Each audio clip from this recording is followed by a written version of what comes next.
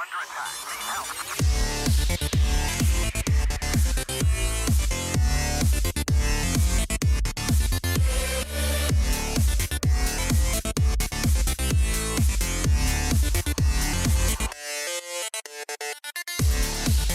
audio is broken. Chris is not talking, even though his mouth is moving. There we go. So nobody heard my request for an additional 17 seconds. Yeah, Ad infinitum no one until... heard that. Okay, I love that. Excellent. I didn't really need it. I just wanted it to continue until I was ready, which I am never ready. How's everybody doing in the chat? Hope everyone's doing well. Hi, We're chat. here raising money for Extra Life. Or the kids. We're at 40 children. There's the link if you are interested. One thing I do want to mention is yesterday me and Eric played in a little one-shot for Extra Life as well on Rio Al Chess Breach's Twitch channel. It is now on his Stream Archive channel. I thought it was a fun time. Played the Marvel Multiverse RPG.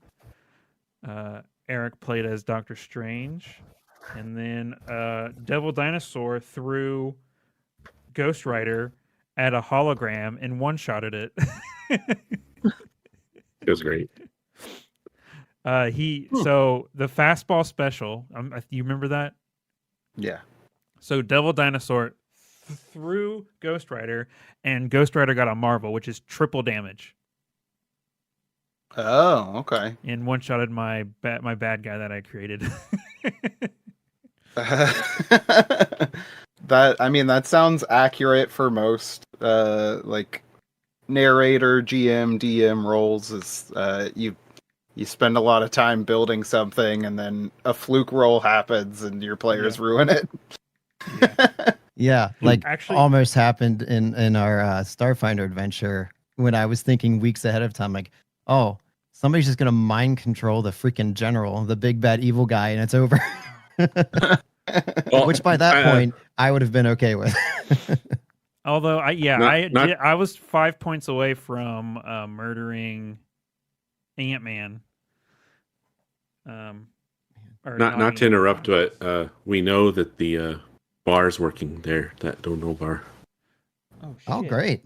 Is it working? Excellent. Where the heck is it? It is working. 7. Man, I wonder who that is. With the He's a great guy, whoever he is. Thanks, Ultra. Getting roasted in the chat. Sounds like What? a nerd. Oh no, poor guy. The Ultra Wave is fine. It's the 7 that makes him sound nerdy. Yeah. That's math. There was a bit of a mix-up. Al joined I created a team for the podcast channel, and then Al joined our team. But there's a thing on Twitch where you donate through Twitch, which is separate from donating straight to Extra Life through your page account. So only $25 of yesterday's stream that we raised, or maybe 50. It was 50. Made it. So for the team, we've raised $70.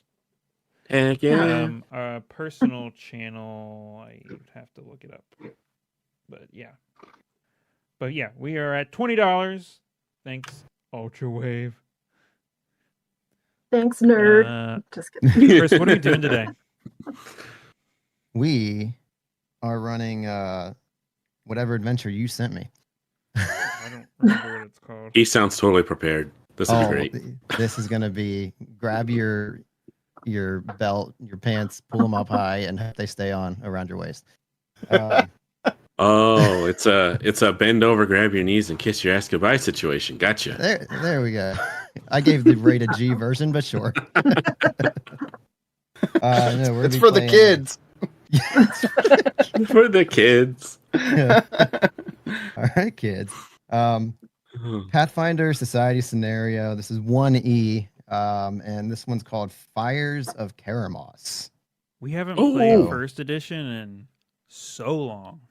I'm going to interrupt you guys again one more time, just real quick to say thank you, Rennis, for the $30 donation. Thank you, Rennis. Thank you so much. Okay, yeah, so we're going to go ahead and do this Pathfinder Society scenario called Fires of Karamoss. I did put up the title screen. You want to go to the map for funsies? Okay. Yes. There it is. Totally official. I didn't have to type Fires of Karamoss myself because it wouldn't copy over. So that is what we are playing. The year of the... Somebody else read it. I can't see. It's tiny. Year of the Sky Key. Year of the Sky Key. Yeah, if anybody's an avid follower of the Year of the Sky Key, I am not. Perhaps you know what's so amazing about it. What? Yeah, so what's up? I posted a link in a place, and it was not the link I thought it was going to be. Oh, no. He posted his OnlyFans. Yeah. Oh, no, Kevin, how could you? Look, I'm still a big fan of my Only Me account, but nobody ever wants to go there because it's private. So, okay, so yeah, we can. Rennis, the reason why the backdrop is Magic the Gathering because it was either Magic the Gathering or chess for the extra. Yeah, they don't have overlays. a lot of options. The options not great, not great. Also, Kevin's a big fan of Magic the Gathering. Yeah, I play it every day. I know how to play lands. Is that what you do? I don't know. What's your favorite card? I've heard the green one. Oh, there's only one green card. So if you play a bunch of lands, do you like bury your opponent and that's how you win? Like, is there a water card that you can drown them with? Sure, yeah, that sounds. It sounds okay. Cool. Oh, you and me, Kevin, should get together and play sometime.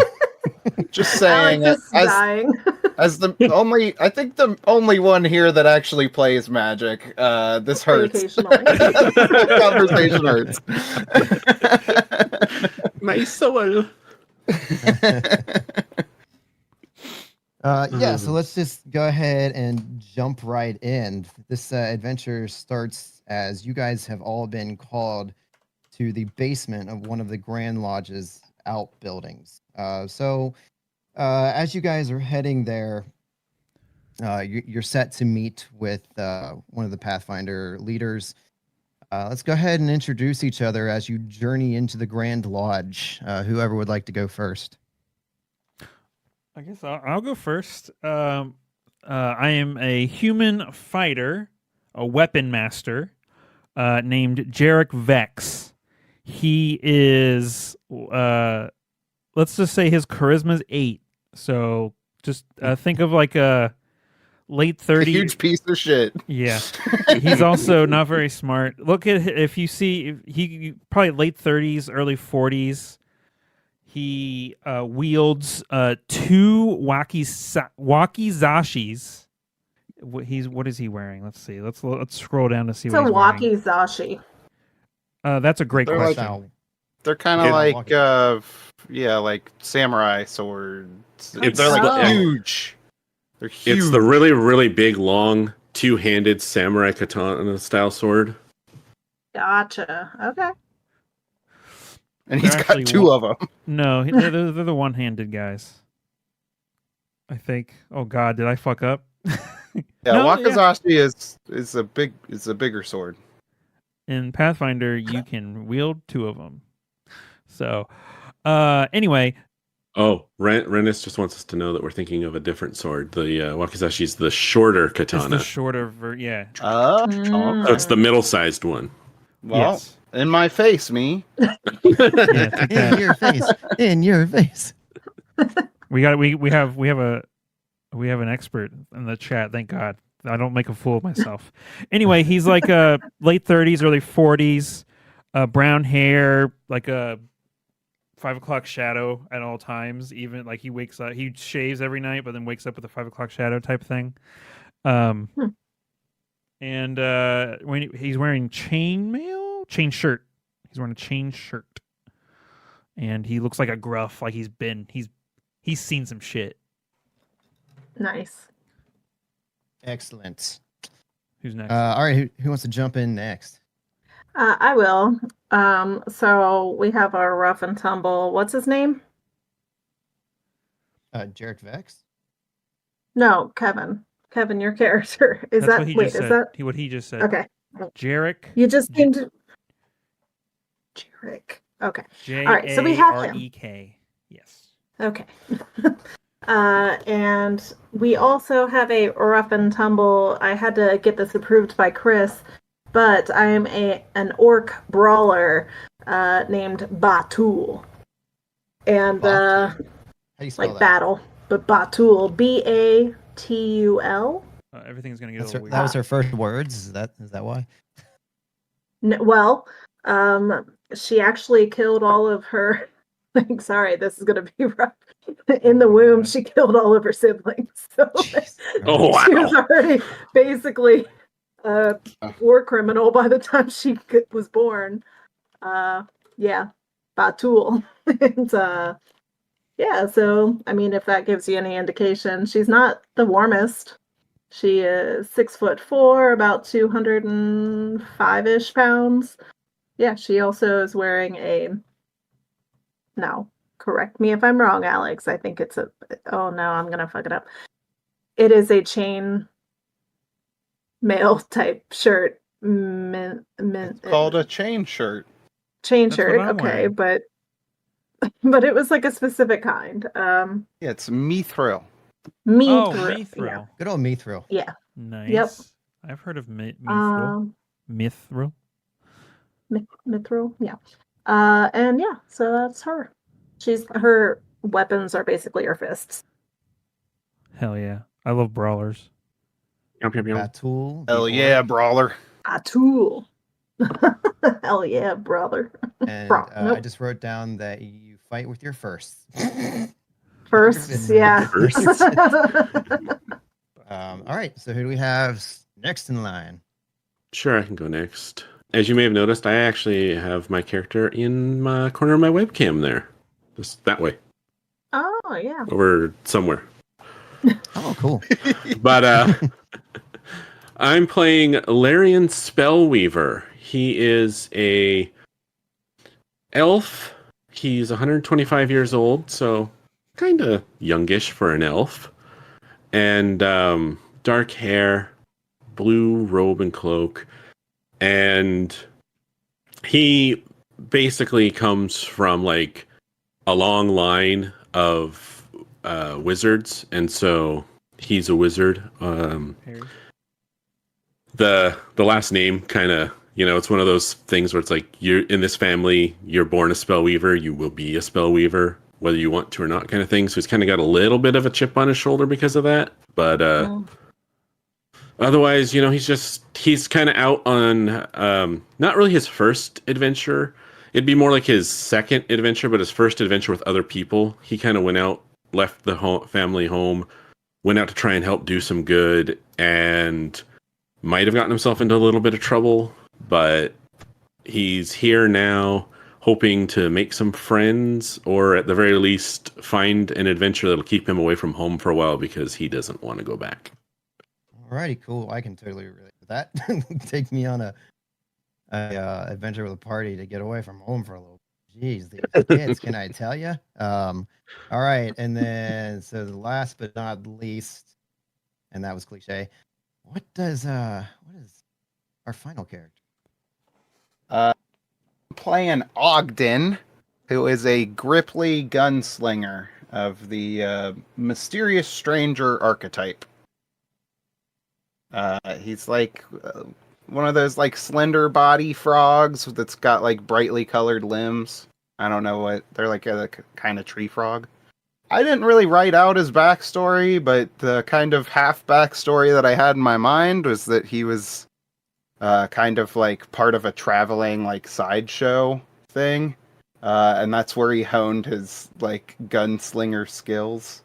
It was like just doing trick shots and stuff for crowds, and then eventually when he got good enough, maybe the gun was his saving grace, getting away from some less than savory people that were in charge of this group of people that he performed with. He was kind of being held against his will, so then he was able to escape because of his skills. Yeah. Okay. So Cool. yeah, he's definitely got like he's a gunslinger. I feel like the natural thing is the whole cowboy vibe. Yes. I haven't really figured out what this character's gonna be like yet, but we'll see how it goes. But he's definitely wearing like a cowboy hat and some kind of accoutrement. I'm gonna make sure I got the name spelled correctly. Ogdin. Den. DE. D-E-N. Damn. Oh, and his friends call him Augie. Augie. Aw. Oh, we'll find out if you are friends with these your fellow adventurers in a moment. All right, so you guys are venturing towards the Grand Lodge, and you make your way in and down into the basement, where you were greeted by. Oh, whoa, it's a lady. Hi, lady. So you are greeted by a lady who is where's her name? Venture Captain Shavala Iore. Human female, middle-aged. She's dressed in scholarly attire, fancy hairdo thing that I don't know because I don't have hair and I don't use those things. And so you make your way down into a cold subterranean records hall. It's dimly lit, quiet.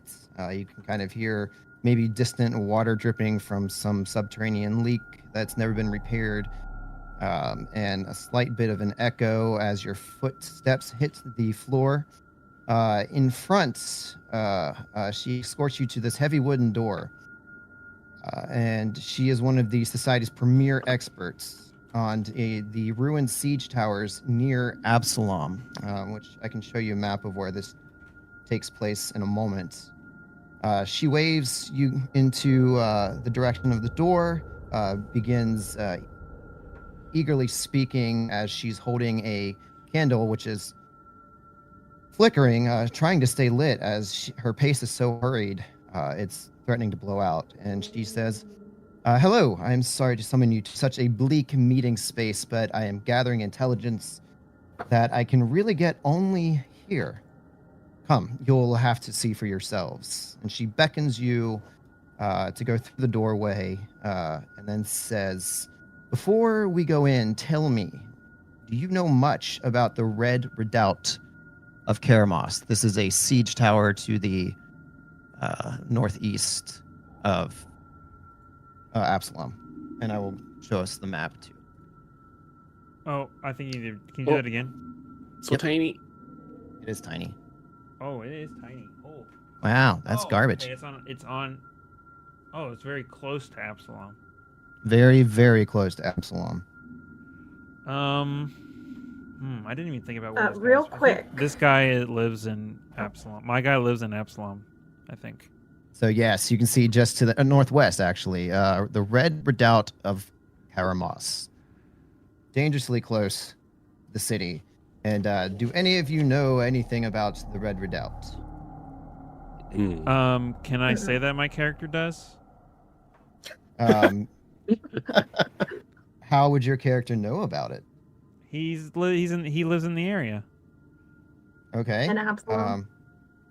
He has Then passing that- knowledge of it, maybe, or Okay, maybe I can make a so- roll of some kind. That's what I was getting to. Since you are a resident, why don't you give me a knowledge local or something similar? Ooh, he's not very bright. What about what else? Let me see. Profession blacksmith. Okay, No. it's gonna give you some. That'll give you some different information, but you can try. All right, I'll give it a go. It's not gonna be very good, but how about a 7? You know they're tall. Who's they? The towers. Oh, the towers themselves. Okay. Yeah, There's several siege towers, but this one in particular is the one that you're discussing. So you know it's tall. Yeah, I wouldn't know anything about that. No, All I don't right, think he's my never heard character's of from this area. He's like never heard of him, but you live here. Okay, I guess I forgot that I made him a blacksmith. He has profession blacksmith, and then craft weapon. But he's not very good at it. So he's a very mediocre to bad blacksmith. so he's looking for a something to do. Okay. So that's why he joined the Pathfinders. Yes, exactly. But he's Okay. like really good with his weapons. Okay. So I have, unless anybody can argue a different thing, there are a couple of skill checks listed in the book that if anybody has them, they can roll those. Okay. Which I'm assuming the wizard would have knowledge arcana. There's also knowledge Yes. engineering. Oh yeah, baby. Yeah, I remembered helping him build his character and then looking at my skills, and I'm like, man, my guy is fucking stupid. He's acrobatic, can climb, and can swim, and that's about it. I can. Okay, so the thing I neglected to mention is that my character is a mysterious stranger gunslinger, which is an archetype that uses charisma versus wisdom. He's also multi-classed into being a bard. Oh, So I have bardic knowledge, so I know a very small amount about everything. Okay. yeah. I believe Poe had some of that as well. Yes. Yeah. Okay, so yeah, if you want to roll on any of those things that I mentioned, or if you had with that bardic knowledge, if it's the same bonus, I don't remember how it works. Then I you just roll. I get a very small bonus to all knowledge checks. Okay. And I can use any knowledge check untrained. Okay. Well, just let me know which one you want to use. I've got Arcana, Engineering, and Local here, unless you want to argue something else. I think local makes the most sense for like a traveling performer. Okay. Hey, not bad. I rolled a 17 plus my 1, and I don't get any bonus for my intelligence, so 18. Alrighty. And you said local, so yeah, traveling around. Maybe you stopped here for a little while, just trying to catch your breath after you escaped. I don't know how recent that was, but yeah. So you've heard of these towers. You know that the uppermost levels, surviving levels of the Red Redoubt are considered relatively safe. That in fact, junior members of the Pathfinder Society are often run through obstacle courses that were set up by their mentor. So they have, I wouldn't say a heavy presence, but maybe they take people out into the field every now and then to go through this. So it's not like you're going off into uncharted territory if you were to go out there and explore. The Pathfinders have a regular presence there. Okay. I rolled a knowledge arcana check if there's any benefit to that. Yeah. What did you get on that? I got a 21. Okay. So yeah, you coming from a long line of wizards, you are probably familiar with, if not completely interested in Karamoss. He was the wizard. He came from Numeria, and he was known as the Machine Mage. He supposedly spent decades researching automatons inside the notorious dungeon known as Silvermount, and was said to possess unparalleled mastery over all kinds of constructs and machines. I believe Numeria, there was a spaceship or something that crashed and landed there, and so he was coming from the country where they would be investigating that. I believe Numeria's a little more technologically advanced in the Pathfinder world. Though there are some people in that region that don't harness the technology. They more like worship it like it's some kind of deity. Okay. In the case of Karamoss, though, he exploited it and tried to learn to use it. Gotcha. Would anybody else care to take a knowledge roll, or? I'm dumb as shit. Yeah, I don't think I would help at all. Okay. So yes, that is what you know, and after a short discussion, she opens the door for you, and you move into a cramped record room. Inside, you hear a painful cry as the light pours in into what was a dimly lit hallway, an even darker room. You hear curses in a strange language. There's only a few small candles about the room. And in the center of the room, you see a sturdy wooden chair on which writhes a curious creature. Long, rubbery arms spill over the sides of the chair and brush the floor, connected to a torso covered in large, dirty green scales. Huge black eyes protrude over a drooping, sharp-toothed mouth that appears to close on only one side. The creature squints against the light from the torch-lit hallway, shouting, "Shut it! Shut the blasted door!" And to which Shivala says, "Pathfinders, may I present Mar?" And I will put that character up here in a moment. Mar. Boom. Oh God, Oh. Duke's brother. Ugh. Okay. Shut it! Shut the blasted door! Shut the door. With that, he sighs a little bit of relief. Augie's like, I've seen some stuff, but that's new.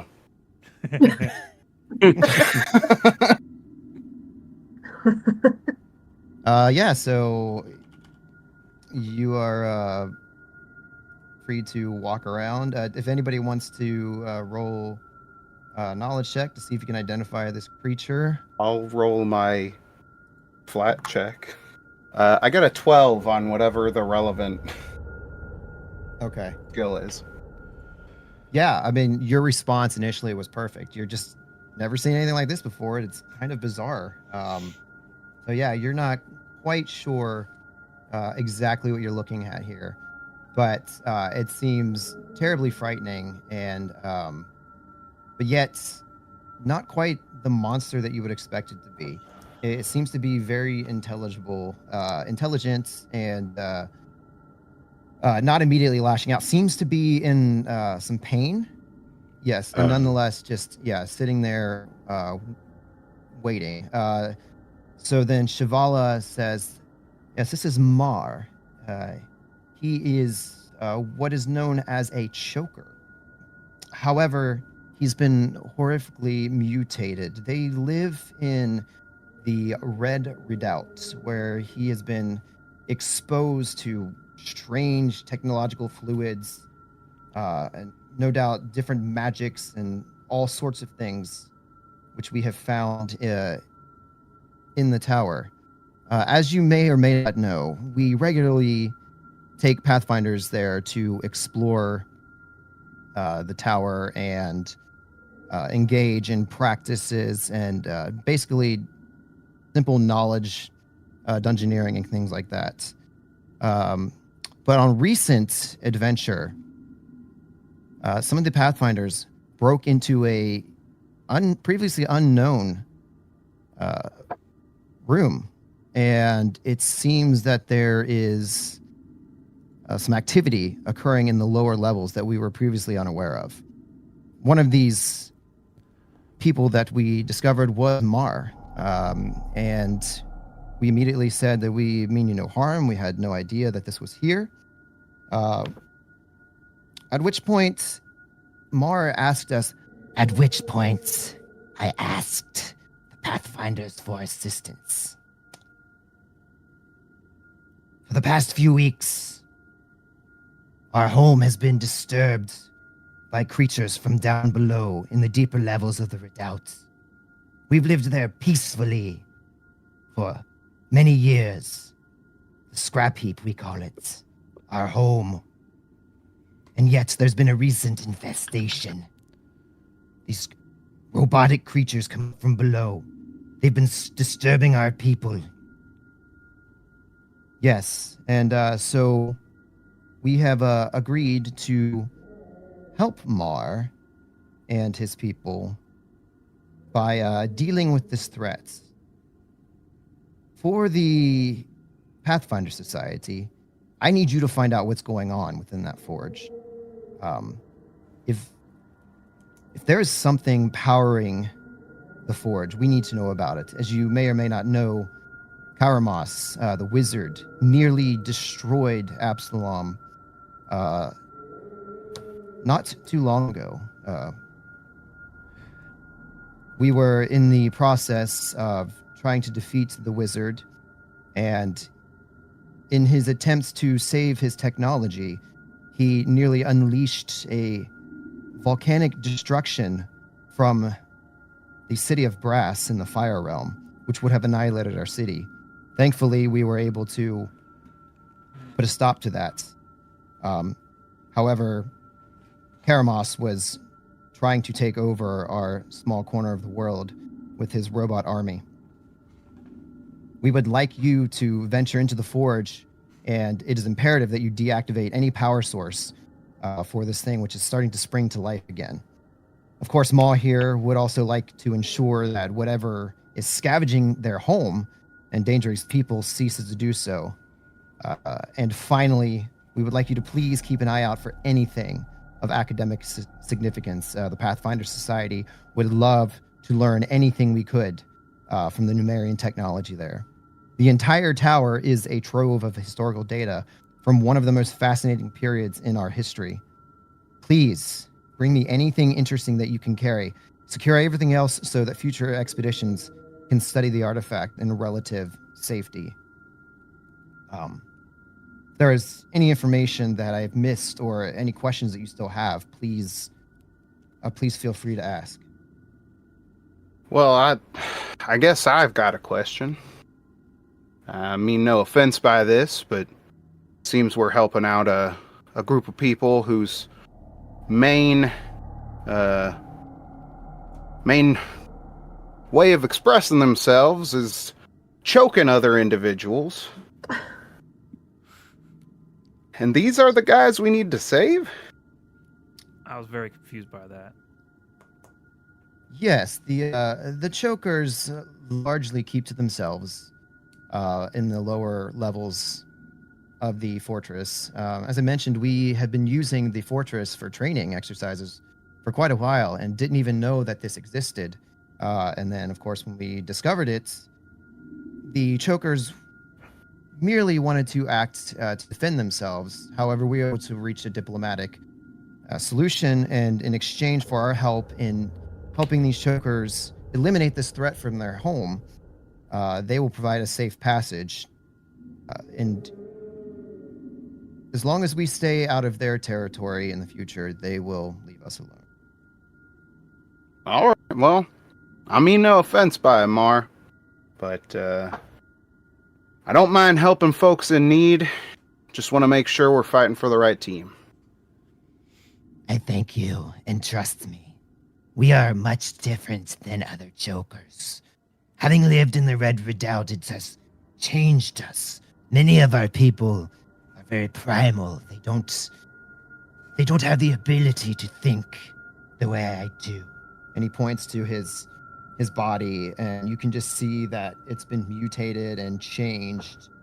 Can you And shift just- Z him again? Yes. I still have him shifted on my screen. That was creepy. Yeah. So He's so creepy. yeah. Many of these creatures would look similar to this, but there's something about him that just you can see where he was almost affected by some kind of chemicals and stuff. So Okay. so Yes, if you met any of my brethren out in the wild, most of them would probably kill you without a second thought. We are different. We have suffered these mutations. I struggle in the lights. My skin is scaly. Most people like us, they have very smooth skin, but they are dumb and stupid. We have been greatly enhanced. Our intelligence, our mental faculties. I can assure you that we will not attack you. We will not endanger you. We merely want this menace to leave our home, and then we can live peacefully in the lower levels while the Pathfinders are still permitted to occupy the upper level. All right. Well, let's go figure out what's happening. you have some time if you want to just hang out and take care of anything before you head out to the forge. You can do that. Otherwise, you're good to hit the road. Yeah, I at kind of this set point. my character up where I don't have any money to spend or anything because this is, I'm sure if this was like a regular Pathfinder Society scenario, they would be like, oh yeah, I need this, this, and this. But we're just making one-off characters, so most of us Okay. should be good to go unless someone says otherwise. Fun little backstory. I had this character that I'm playing sitting in my Hero Labs account, my Hero Labs Classic. And I was like, oh, hey, this will be a fun opportunity to play this character. When I had made him, he was a level 8, so I was like, oh, I have to take off some levels to make him fit the adventure, but that's okay. And right before we went online, I realized that I had cut off one too many levels. Oh no. Wait. So I was going into this as a level 5. Oh. And, and I was like, oh, I need to add that last point on there, that last Level? on there. Yeah. And so now I got extra cash, but I'm gonna just save it. Okay. Okay. All right. So you are going to make your way to the forge. Travel from the Grand Lodge to the Red Redoubt. Takes. Let's see. How long does it take? I think it takes like an hour. Yes, takes an hour overland trip.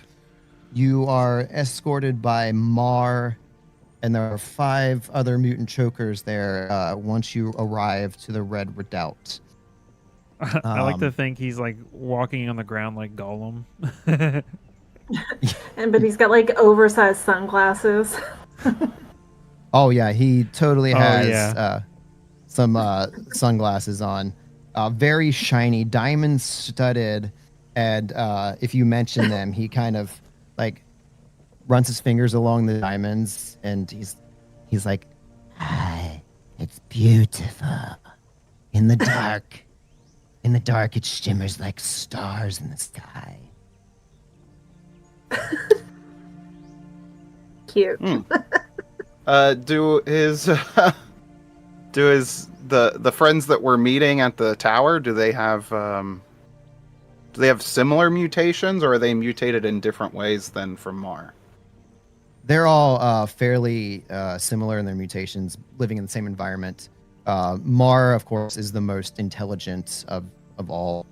Well, of course. He kind of existed there longer. Perhaps he was like the first person to find it as a safe refuge, and then brought more of his fellow chokers with him. So yeah, and as you're making this overland trip, you can hear him whistling nervously, being out exposed in this. The open land is not where he likes to be. So make your way towards the Red Redoubt, and once you get there, you're greeted by these other 5 chokers. They point their hands in towards the Red Redoubt and escort you through. You eventually get to a makeshift lift, and it takes you down into the lower levels. Let me go ahead and switch over to How the fuck does this thing work? The lift. Yeah. It's just a rope. We gotta trust him. area. While Chris is getting GM things set up, Yeah. I think how well do we know each other as a group? Because we just kind of jumped into the that'd be great. adventure, but Yeah. I would like to know if this is a first adventure for everybody, if a couple people know each other. I'm gonna say that this is not Jarek's first time in the Pathfinder Society. He started work as a blacksmith and then quickly learned he's not very good at it. And then he's been like with the Pathfinder Society for like 10, 15 years. Yeah, I mean, we're all level 6 characters, so this probably isn't anybody's first time out the gate, but like, have we collected, like this group specifically, have we worked together at all? That's a great question. I guess is my question. I think it. Yeah, I feel like all of us. Well, maybe not all of us. This is like maybe the first or second time we've grouped together. Like this is like Jarek's like fifth group in like like in total or whatever that he's been with, because others have died or moved on. So yeah, I'd say we've done like a couple of missions together, maybe. Yeah, I'd be fine with that idea too. But again, Batul isn't very good at making friends. Kind of just we're cold. coworkers. So yeah, right. That is exactly how she thinks of it, like dispensable. Jet engine on in your background? That's my laptop. Oh, Wow. I Yep. see. Yep. I think you need a new one. This is new. What the fuck? Yikes. Okay. No comment. It is new. I'm going to say that this is the first time Larian's worked with you three in particular. He's done some other pathfinding groups, but similar to Kevin's character, the other adventures he was with, like, either died or retired after our last little adventure together. So this is his first time with you. Well, you're an elf. But so you're he's probably- aware of what's that? You're an elf, so you're like 120 plus Yeah. years old, right? Yeah, I'm 125. Yeah. And Larian's also not from this region originally, so he's kind of new in this area. So he did some adventuring with like other adventuring societies on the continent, or maybe even over the seas on another continent. But this is kind of like his first or second Pathfinder Society mission, and the first time grouping up with you guys. So, Okay. and that's mostly to explain why he knows nothing about any of you. He's a transplant. Yeah. Transfer. All right. Chris, okay, Gave you so- time. What about Thank you. what about Ogden? Augie. Oh well, oof. I mean, yeah, he's been with the crew for a couple of adventures now, I think. Okay, so you guys establish a history, and they make the chokers, and you make your way to this elevator. It's suddenly, like when you stand on it, they close the doors, and there is a sudden whoosh as this thing just drops, very fast. It's not like it's malfunctioning. Like this thing just is designed to go down very quickly. Might feel a little nauseous if you're weak to the stomach, but very quickly it slows, and the doors open into an access room. I'm trying to highlight here. I have it. Let me move your characters Brute. down. I was gonna say, That's so tiny. Battle though, she like braced herself, and once we like hit the bottom, she's like, and like coughs up a chicken bone that she like, she's like, oh, I wasn't ready for that. Oh. That was kind of fun. Yeah. But he says it in like the most deadpan voice. Like you think he's like not having fun, even though he literally just told you it was fun. Okay. Think So our the pawns are too big. yeah, so this is what I don't know if I mentioned, if I complained in Discord or not, but this map is Oh, I ridiculous. think you did say something about this. It's so because they're trying to show such a large area. This is like just kind of show you where you're moving through. Other parts of the map are the standard like 5-foot square thing, but Yeah. this is definitely not. So the elevator gets down to the bottom. You're in this like that's represented by this small circle here. The lift doors in front of you. It says they're 15-foot tall wall doors, labeled forge power control waste. And at this point, Mar like points towards the door and says, "We will go no further, but it is this way to our home." Like you won't go any further? Or we won't go any further? Who's We will not. We, the Chokers, will Oh. venture no further. And you see like Mar like holding his side, like pointing towards his side. I sustained severe injury the last time I was there, and I will not venture back until it is safe. Oh, okay, gotcha. All right, and he turns around and like goes to open this door immediately.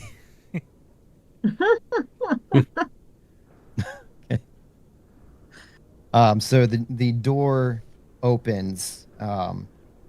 Inside you see a trapezoidal shaped room, which I've already uncovered. It seems to display signs of recent vandalism. There are red panels along the walls, some of them dangling like they were damaged, some of them hanging from single bolts. Behind them, you see exposed wires. There are structural supports, and there are glowing tubes flickering behind smashed translucent panes on the upper walls that intermittently emit sparks of showers.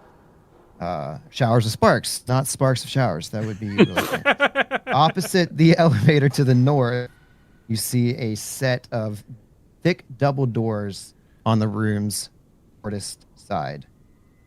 Yeah, and this room, as bare as it looks here on the map, it's actually cluttered with a lot of junk and debris Debris. everywhere. Debris. Okay. Well, let's go forward, I guess. I don't know who's smart around here. Who knows stuff.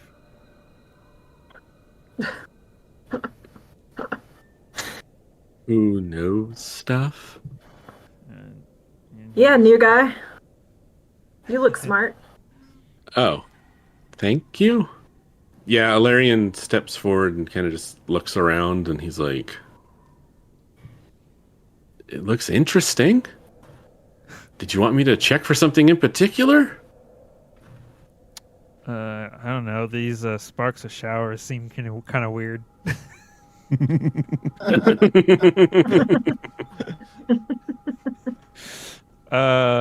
Is there some kind of, I don't know, someone smarter than me can see what the purpose of this room was? I don't know if I don't know. That's just a wild thought. Otherwise, he's gonna push through to the next door. Sure. I got an 11 for whatever the appropriate knowledge skill would be. Oh, to discover what the room is for. Yeah. Okay. I mean, it's clear this is the welcome room. And I believe, yes, it is exactly that. This seems to be like a staging area for what lies ahead. And then probably with all of the junk lying around, it just seems like, yeah, basically a dump. Like this is stuff that nobody used, but they didn't want to bother going all the way up to the street to leave the trash at the curb. They just threw it in here. Okay. So it stinks real bad. I think I'm gonna walk through that Seems door. like maybe this is the garbage dump. Well, I hate it, and I'm gonna move on. And he moves on. Feels like home. So everybody has everybody entered the room at this point? Sure. Yeah.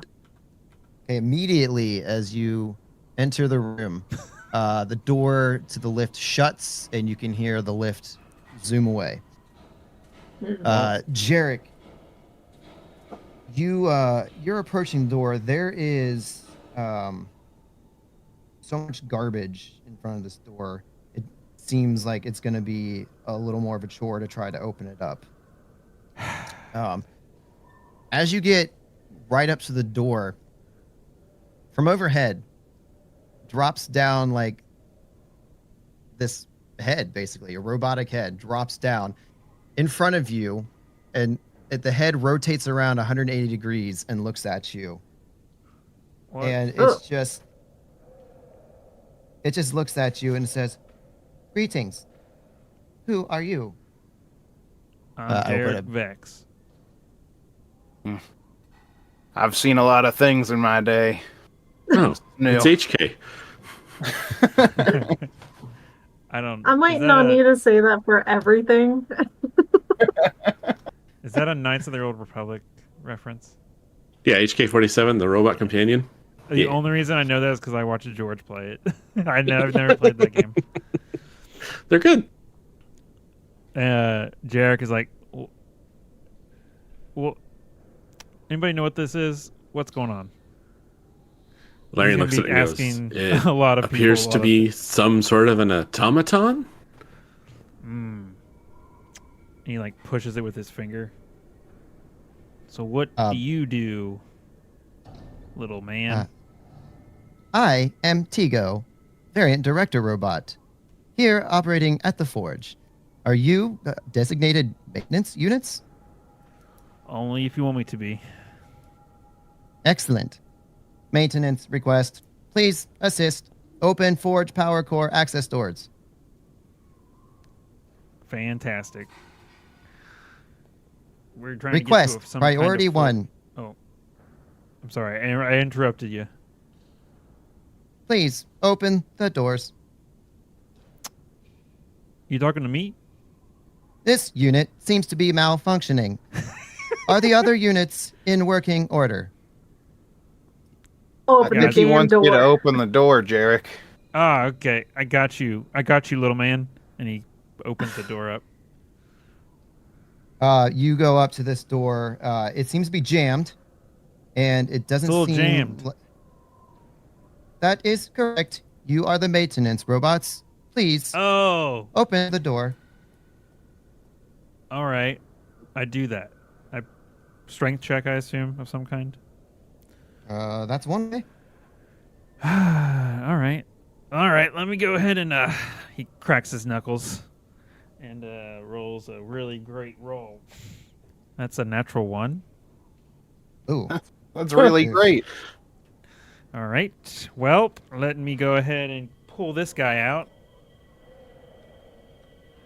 That is a. Oh, we shitty already got roll. one in the toilet. Already got one. Oh, in the no. toilet. Pulling out another die. How many toilets do you have? Just the one. Oh, okay. Guys, I think it's this thing's stuck real good. Let me give it a Really- go. Be, Yeah. be my guess. Yeah, so battle steps up, and you said it's going to be, what was it that you, just a strength check? He said a strength check was one of the things that you could do, but I didn't ask if there was other things I could do. Okay. I'm gonna try and climb it. Can I climb it? Oh no. Climb the door? Yeah. I suppose you could climb the door. I think Kevin knows how doors work. No. If it's sealed at the bottom, it's also sealed at the top. But No, I it's have just a a plus saloon 7 door. in climb. Come on. Are you figuring it out, Des? I'm trying to see on here where my strength, I know my strength's 17, I just don't know what. The bonuses? Yeah, I'm looking bonus for it. should be plus 3. Okay, thank you. Oh, that's a 6. Six. I give it a go, and I get a Mine was 6. Mine was a 5 total. Guys, I don't think Oh. this thing's budging. I guess we gotta go back. Larian walks up, places a single hand on the door, looks kind of smugly at everyone, and goes, "Allow me," and gives a push, and I rolled a 20. Okay. So with a 20, it's so weird. Are you like ripped like under the cloak? He's actually a buff, My buff strength is wizard. 14 with a plus Yeah. 2, so He's a buff wizard. yeah. Okay. Are you a sexy love- battle wizard? Yes. I love the idea though that like you've got these like two brutish people things trying to get through the door, can't do it, and then this smart guy comes up and is like, "Boop, got it." Got it. He Nope. has a Maybe he has- I got it. He has a fun little archetype that I think I'll let come out whenever he wants to do the thing. So that's why he's a buff guy. Gotcha. Okay, yeah. So you go ahead and you crank up the door just enough that you think you might be able to crawl underneath, and as you look under, as you look under the doorway, you see that there's just a bunch of debris cluttered on the other side of it, which is probably what's hanging the door up. Okay. But there is enough room for you to like crawl through. When he does that, well, when he does that, Battle looks and she's like, it was a push, not pull.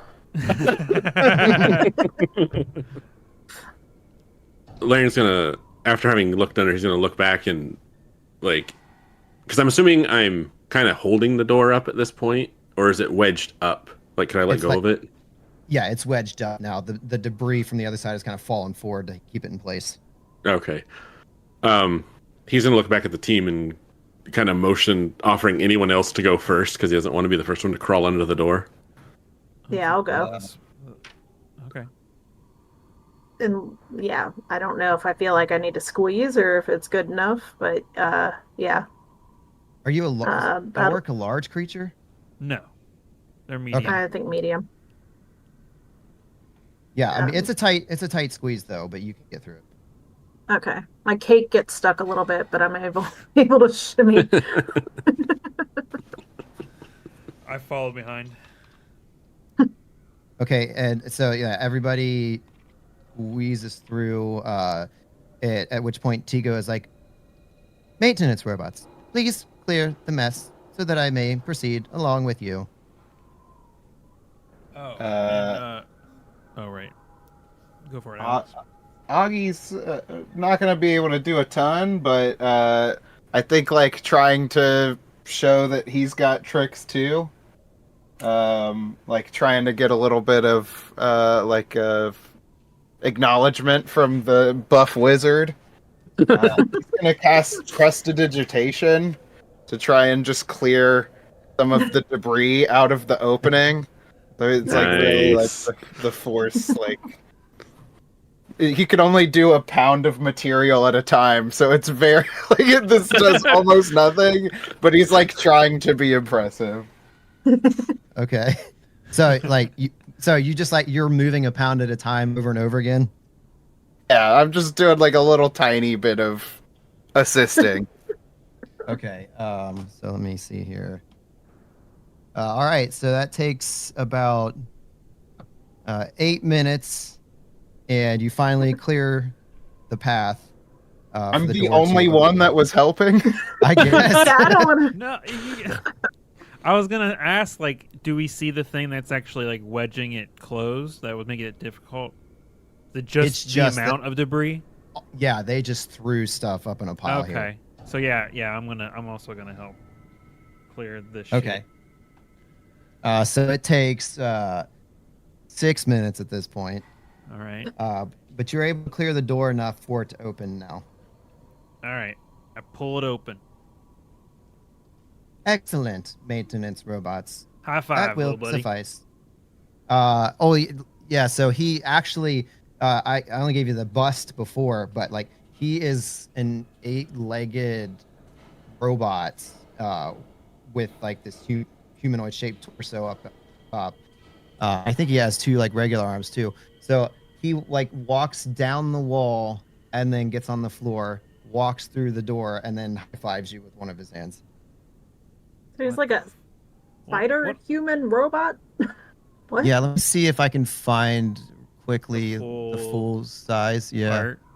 this is like the generic. So the artwork I gave you is like for his character specifically, but this is like the generic director robot. Oh, cool. Oh, I hate it. So like 4 big legs and then some tentacles that come off, and then 2 humanoid arms. Nice. Very sexual. Yeah, I'm not a fan. I can do things to you Someone's on that. top of me. Oh no.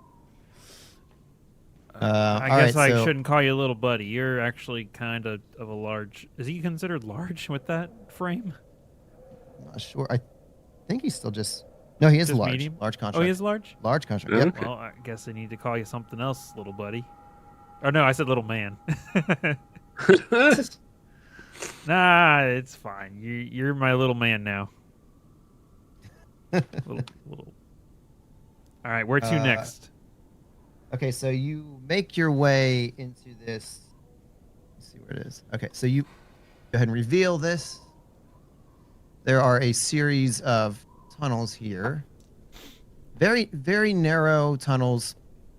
And you'll notice here on the map, there is this stupid like lock symbol keeps popping up every time I click on it.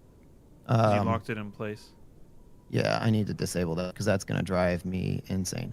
All right. You need to So change you'll your notice. layer, maybe. I don't remember. I turned it off somehow. Yeah, I don't know. I think yeah. But as you make your way through these hallways and you turn the corner, you notice that sections of the wall here have like been chiseled away, and there's like an actual path that is going through here. Okay. Jarek is gonna be like, so what? You know what did this, or have you not been out of that other room since all the debris got in the way? It has been many years since I have been back down to the forge. Before you arrived, I was merely sitting on the ceiling, trying to figure out how to open the door. Let's see. All right. Continue walking down this little tiny hallway then. So how do you go? What was the robot's name again? Tigo. Tigo. TIG-O. Dash O. TIG dash 0 or O? It's probably 0, but I just went with O. Gotcha. I like Actually- Tigo. I think the type said, yeah, this is an O, not a 0. Oh, okay. Have you ever been hot Tigo? No, no one has. Okay. I All right. I do not have heat sensors the way that. Well, hold on. I have a thermometer which allows me to know the ambient temperature in the room. However, I do not feel. Do you feel the temperature? Do we? Yes. Is That it is like unusual. stuffy in here? I would say it's just kind of like a warm-ish room, but I wouldn't say it's hot. Larian leans into the group real quick and goes, "Hey guys, it thinks we're robots. Don't let on that we're not in case it decides to murder us." Okay. And then he just steps back. Ah, It's a robot. smart guy's got a point. What the fuck's This unit.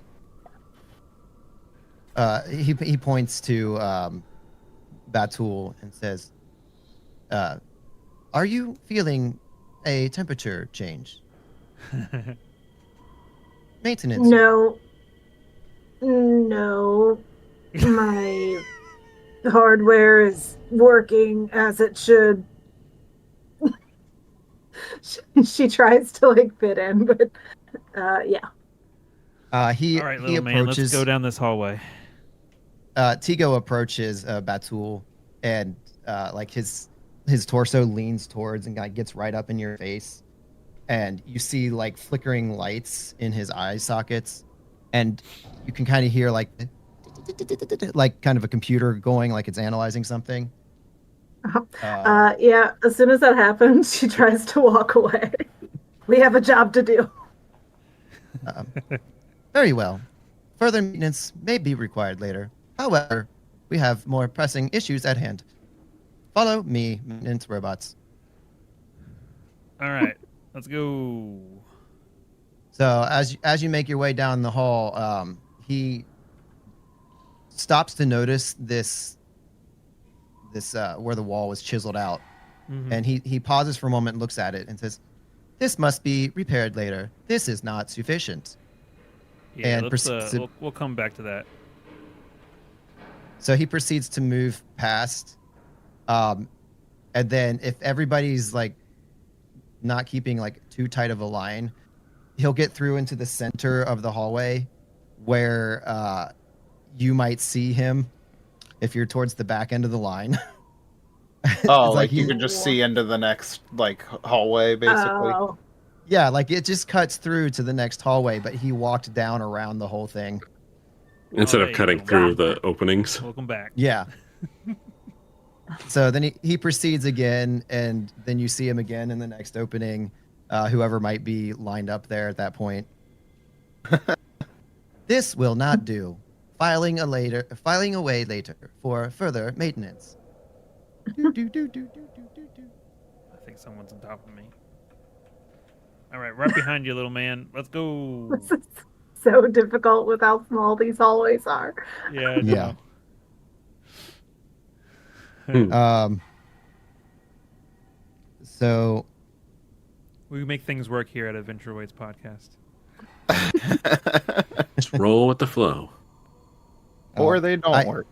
I know it's so crazy. Like I said, it took me probably way longer than it should have to figure out what the F was going on with this map, but it makes sense now.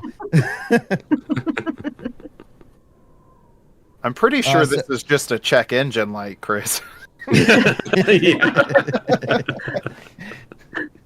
Oh no, guys, I'll be back. I gotta go get my car in the shop. Chris got the wrong like backpack. So eventually, you get to the end of this tunnel. It takes probably about 5-10 minutes to get through back and forth, and you arrive at what seems to be another set of doors. This area is like 15 feet tall, by the way, 5 feet wide, just so you can kind of place yourself in the environments. You get to another set of doors, and this appears to be, when Tigo opens it, appears to be another lift. Oh. Oh, this was fun. Let's do this again, guys. All right. Jarek is an adrenaline junkie, but he doesn't know it yet.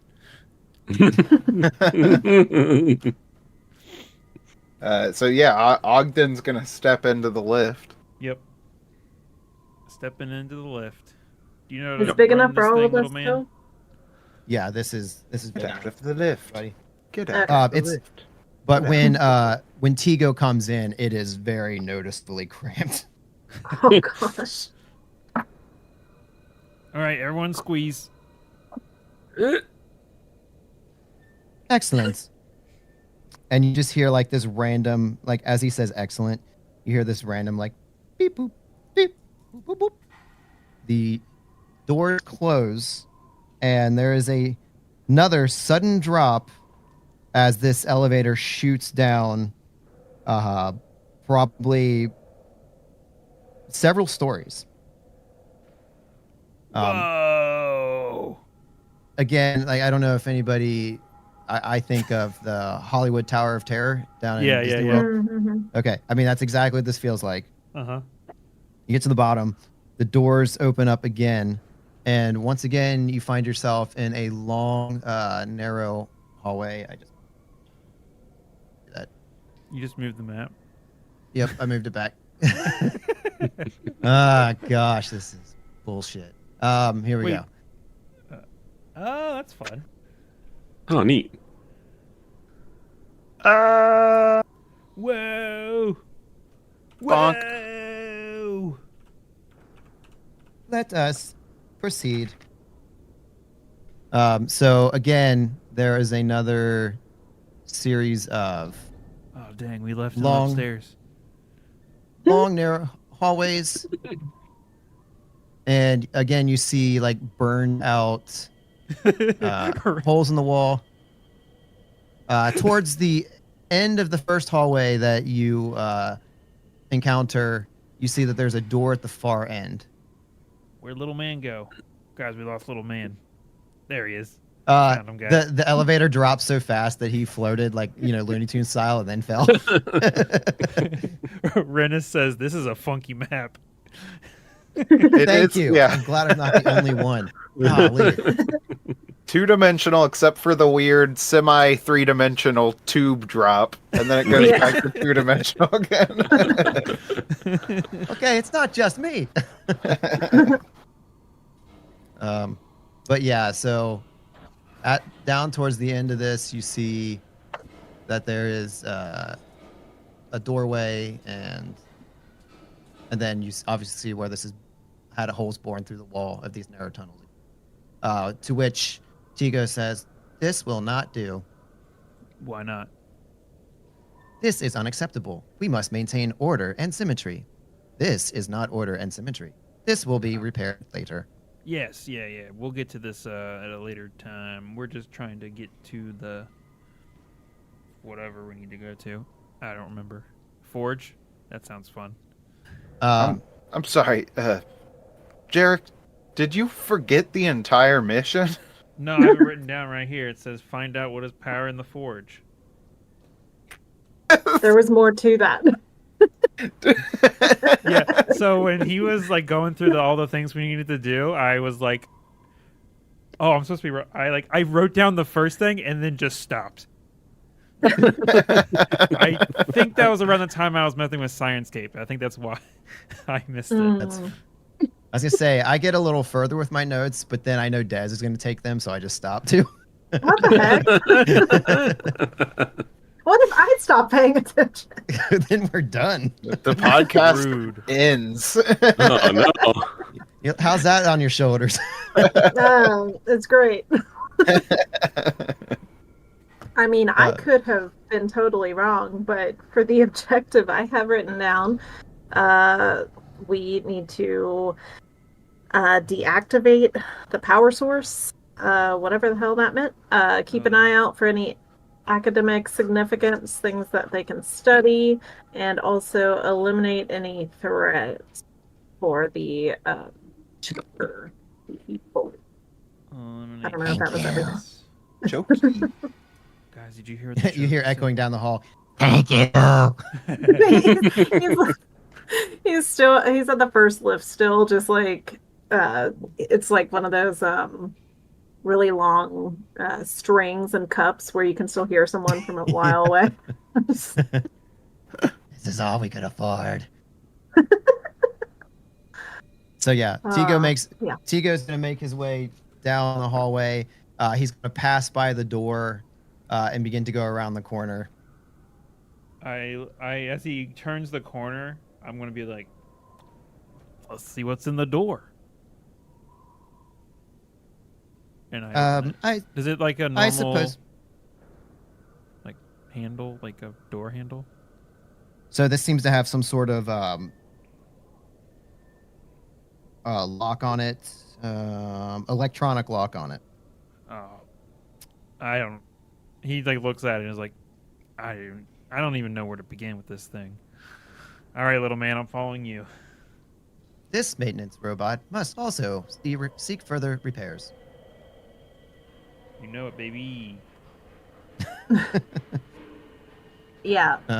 Tool doesn't feel like she would really be of use, and she kind of like she didn't like the idea that this robot started scanning her, so she's kind of keeping a distance from it as much as she can. So she kind of just like eyes or looks over to Ogden and Larian, just kind of like, do one of you want to take a lead? Augie takes a look at it and he's like, well, I always got the universal key. And he like gestures down to his gun.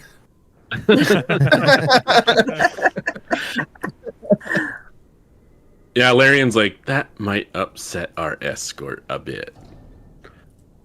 I was thinking the same thing.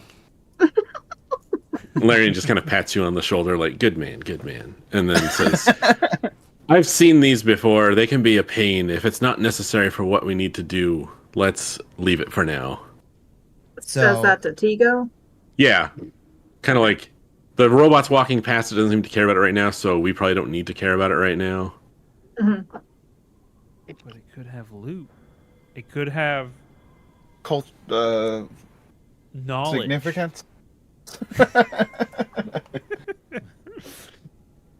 Larian just kind of shakes his head and he's like, well, I've dealt with these types of devices in the past in my homeland, and if you're not careful, you can really hurt yourself or cause major problems.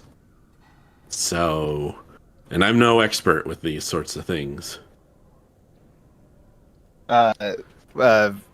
Ogden looks over at Larry and he's like, you may have noticed earlier, but I also dabble in the mystical arts. I did enjoy your prestidigitation skill earlier. Well, thank you. I've been practicing. I can tell. I'd like to see if maybe I could magic my way in here. And he's gonna cast a spell that's definitely gonna fail, but I feel like he would do it just to try and impress the wizard. That's amazing. I love it. Because I have open and close, which opens and close unlock doors. So it automatically fails, but he tries real hard at it. Man, I was definitely gonna say, feel like Is it in automatically earlier. Well, yeah, it's as if there's any resistance at all. The spell fails. Mm. Oh, gotcha. So a lock would definitely cause it to fail. But like I feel like on the earlier iteration of this team, it was Ogden and two big idiots. So like he was de facto the smart guy on the previous iteration. So like Yeah. Larian coming in, he's like, "Hey, I'm also smart magic guy." Like, Yeah, I'm not as dumb as these two, you know. Oh, I just You're realized. like you're roasting us, but we aren't like bright enough to realize that's what you're doing. I should be rolling my extra life die that I got. Yeah, you last should. year. oh dang, I will be doing that from now on. Nice. hot dog. That one rolled really well. Okay, we got. All right, Chris. What do you roll for? Just a roll. Oh, Chris, we're moving on. Roll. We are moving on. So you, All right, little so man, Tigo, let's go. Tigo makes his way around. I wish I remember how to do that fancy stuff, but he keeps moving up and down this hallway every time, bypassing the holes cut in the wall. Yeah, Larian walks straight through the openings in the wall instead of following him around. Yeah, I'm gonna be like, ahead. I'm in front of him. All right, let's wait for little man to get over here. Yeah, so he doesn't even notice that you went through, and he continues on down, making his way through the hallway. He sees you up ahead. Interesting. These maintenance robots have accelerated speed. Fascinating. Yeah, new model. Is that what you? Is that something? I don't know. Larian points towards the holes in the wall and then turns to Tigo and says, to effect repairs quickly and most efficiently, I decided to use the improvised shortcut. Oh no, this is not logical. This is not order. This is not symmetry. Must maintain logical pathway. Are you defective, maintenance robot?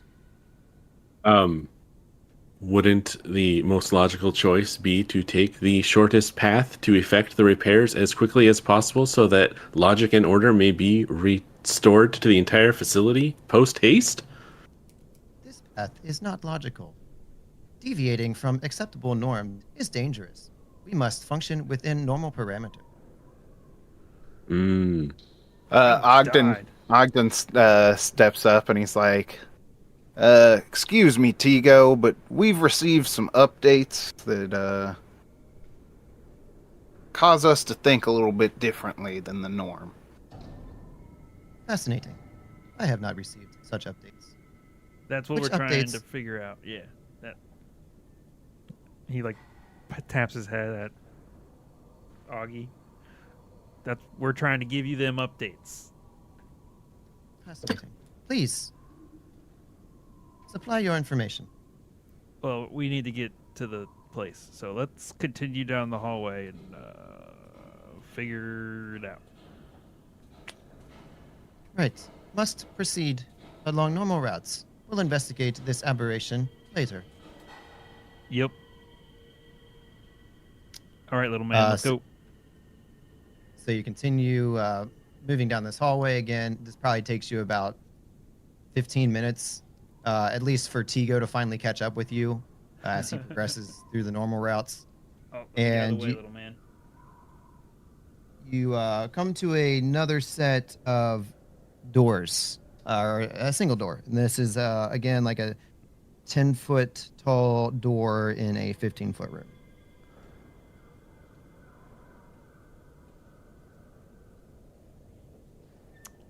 Do you need us to open this for you? Please, maintenance robot, open the door. Oh, righty. He walks up to it and pushes it open. Pull. Yeah, there's like a panel off to the side, so it will. This one seems to be powered, unlike the first one you encountered. I seem to have a. He looks over at the Tigo. He's like, malfunction. I need to let one of my compatriots figure this one out.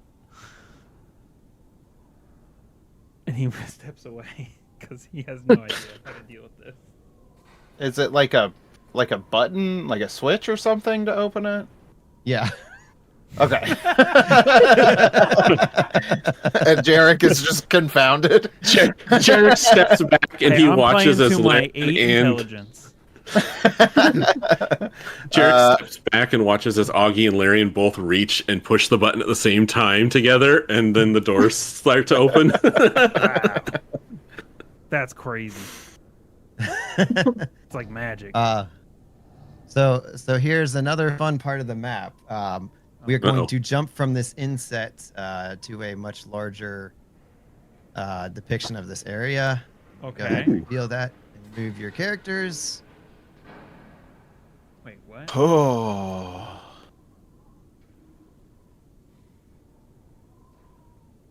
Oh, that's the end of the map. I'm going to snatch everybody away momentarily. Ah, Ah!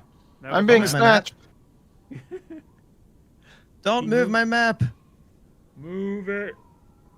I want to move it. Move it. Somebody's Move gonna it. get left behind because I don't know. Somebody No, left behind. it's me. Jared got left behind. Bye, Where's little man. There you go. He's catching up. He didn't know how to open a door. Okay, there we go. Stop moving the Oh, map. there. Are you sure just have the yelling map- at yourself? Why do you have the I map am. on the token layer? So big I out of don't think it's nowhere. on the token layer. If it wasn't, you wouldn't be able to move it. Oh, interesting. Well, I'm afraid to send it Right-click to on the. it.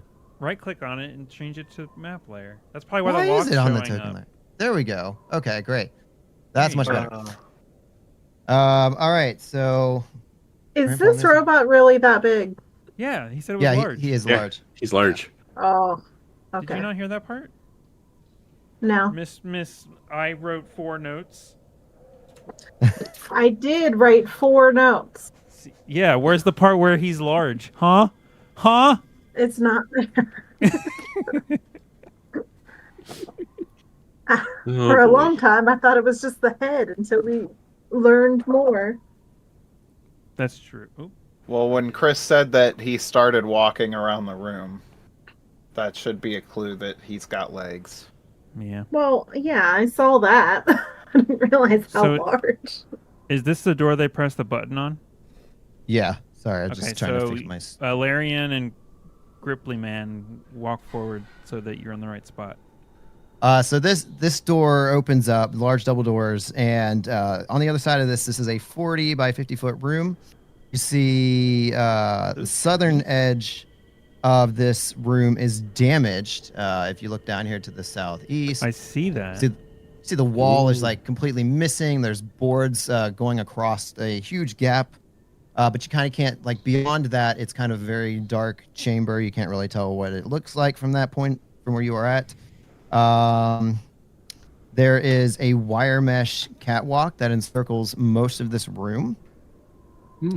It is accessible by 3 ladders and I see them. It looks like see 2 ladders and a set of staircase? stairs. 2 ladders. Yes, and a staircase. Yeah. You see in this room, there's discarded scrap heaps sitting in tall piles all around the room. Oh, so those are not trees. Those are not trees. Yeah. Okay. Or upside down mushrooms. I don't know, whatever. There's discarded scrap all along the room, 2 long tables in the center of the floor with various components laying across them. The piles part to the east around a circular 15-foot wide pit, and it's just kind of like glowing. You see like a red light kind of glowing between the grating, and there seems to be like a control panel next to the pit. Also, you see that there are 3 creatures in the room working around the table. They seem to be involved in a very heated discussion. What languages does everybody speak? That's a great question. The good one. Chris, could you Common. blow up one of those critters for us to look at while we look? Whoa. Ooh. That guy's Those are cool. cool. Nice. I bet they're assholes. It could be. Probably. Man, he's got like 8 abs. Hey, y'all, for you audio podcast listeners, thank you for listening to the audio podcast. So we weren't very good in describing these creatures. So I'm going to do that right now. So the picture we were given was for the male version of these creatures. And, but in the PDF of the adventure, it says these are 3 sisters. So they're like, the picture that we were given is like a weird dwarven type creature with like a bunch of abs, like I actually just recently said, wearing kilts, and they're like on fire basically. So just think of a female dwarf on fire, and that's generally probably what they look like. As far as languages, Chris, Larian speaks and understands Celestial, Common, Draconic, Elven, Gnome, Goblin, Orc, and Sylvan. Sylvan. Thank you. Yep. Yeah, I just have common and orc. So yeah, you kind of hear these creatures engaged in a heated discussion. You can tell that they're definitely like arguing and fighting. Almost seems like a competition almost. Like Okay. you see like one like pointing at something on their table and saying, "Nah, nah, nah, nah," and then the other one like throws his arms out to the side and starts pointing at what's over on their table. And they seem to be in this very heated discussion. And then also from around the corner, you can't really see this yet. It's on the map, but you can hear like a chainsaw just going up in one of the alcoves. What? I don't know what a chainsaw is. You hear a vicious creature going, "Arr, arr, arr, arr, arr." Oh god, there's a vicious creature, guys. Oh boy. What to do, what to do. And they haven't noticed the door opening? No, they seem to be so involved in their conversation. They don't notice anything that's going on. Larian's going to turn around to Tego and say, "Inquiry, are these units meant to be in this chamber?" Well, that's a fun question. Analyzing. These seem to be foreign units. Analyzing. Negative. These units are malfunctioning. They must be disposed of. They are not operating in an orderly fashion. And then while he's talking, an all-out fight breaks out between them as they're like grabbing this one large cylindrical device, and they're like trying to pry it from each other's hands, and they start actually like punching and hitting each other, and this seems to go on for like a few seconds. We just gonna let them fight them out, or what are we doing here, boys?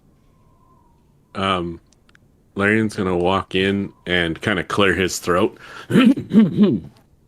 Excuse me, gentlemen. Their scuffle begins to stop. They're like on the ground and like they stand up and they look over at you and they haven't let go of whatever device they're fighting over. But they all look at you and kind of terrified.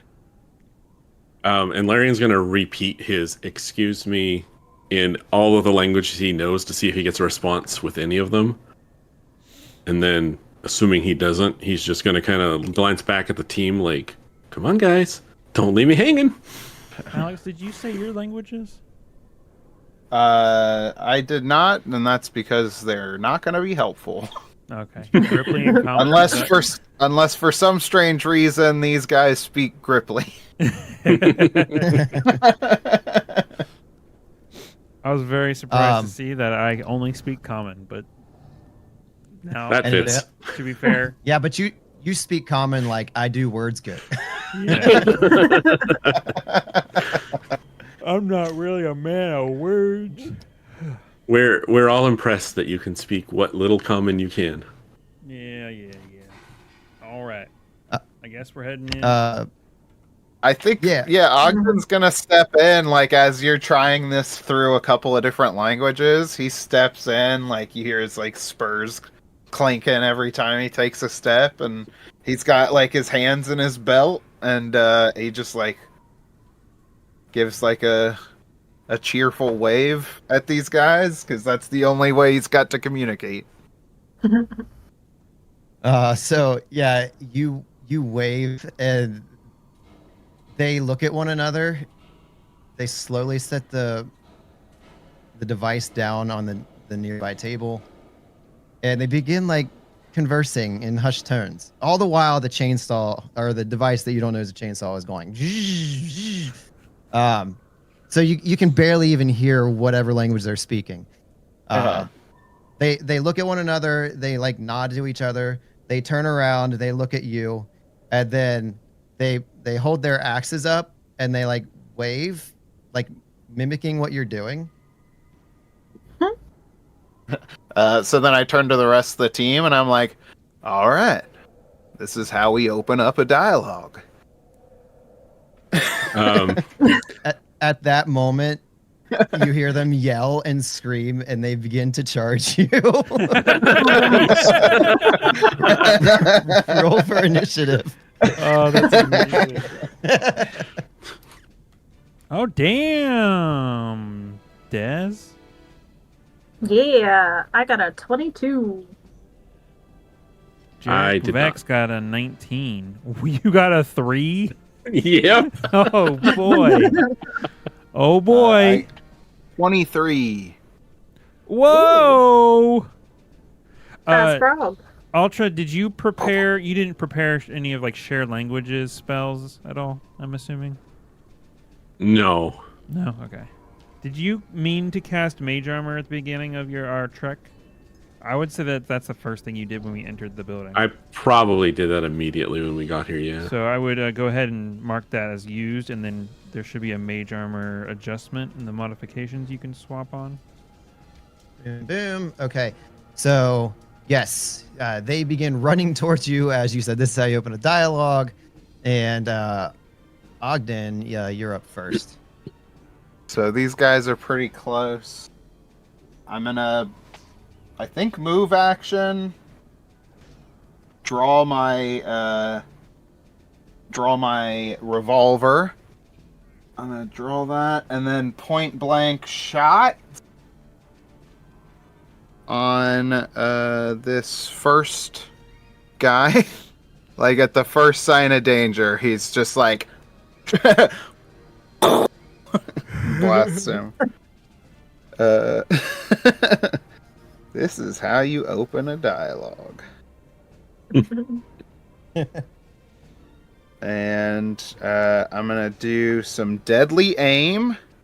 So yeah, I'm just gonna take a shot with my revolver at the closest metal guy. Oh baby, it's a 16 on the die, a 26 in total. Nice. That's against touch, right? Yep. Is it I against believe touch? so. Oh, Yeah. that's hit several times over. Hell yeah. And let's do some damage. We got 11 gun damage. I think it's 11 gun bludgeoning damage. and piercing, if I remember correctly. You are once again correct. Oh, mean- that's where all my memory stuff went to. It went to Pathfinder. No. I can remember Pathfinder rules, but not what I did yesterday. So just checking their stats. So yeah, 11 damage, math. That's what it is, and that's the wrong keyboard, so that's not going to do anything.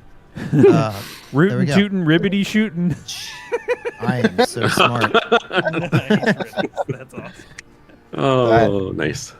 That is perfect. Amazing hits, significant damage. I don't know if you can see the health bars. Nope. Did I make No. that so you can see? Nope. Let me go. I want to do that so that you can gauge how these guys look when you're hitting them. Ooh. Nice. Percent, baby. Yeah, so Augie's like, well, you try and win them over with a smile, but sometimes it's the boomstick.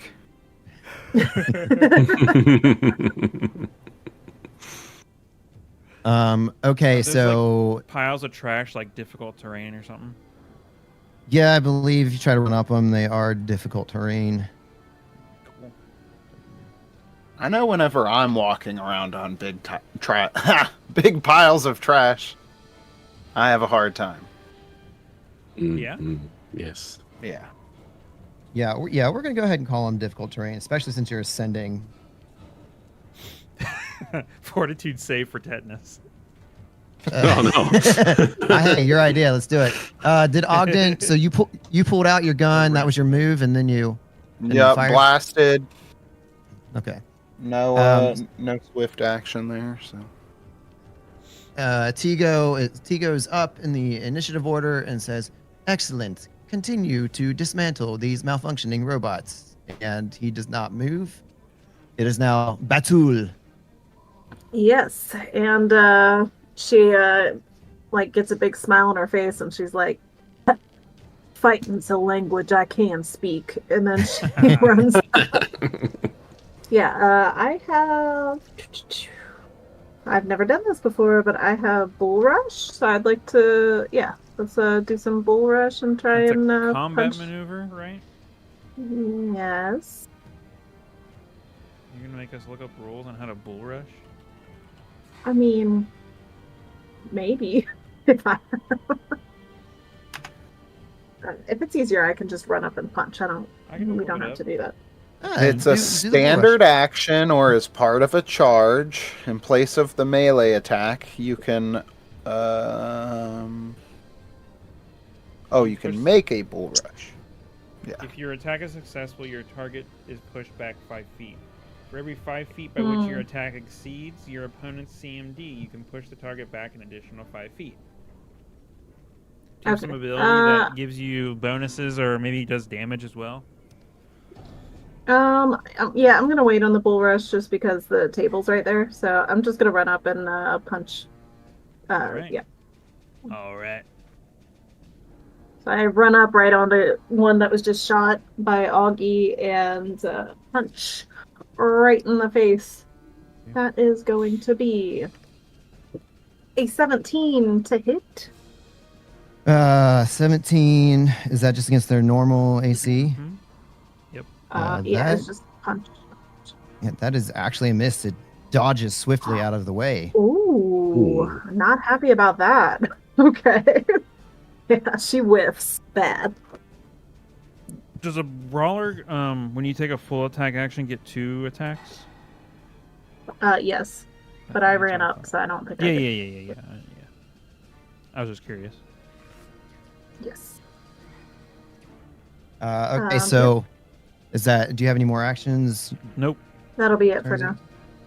Okay, so yeah, you guys are pummeling this one in front. Batul, maybe like as he got shot with this boomstick, he like doubled over, and you were just unable to connect. And then as he like doubles over, you see the creature directly behind him, about 20 feet away from you, and it is going to, with fire in his eyes.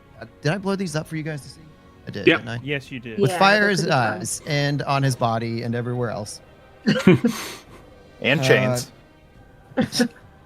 I think actually he'll stay back and do a ranged attack, throwing a light hammer. Okay. Something 18 against your AC. That is a Seven- hit. 17, I mean, sorry. That is right. That is exactly my AC.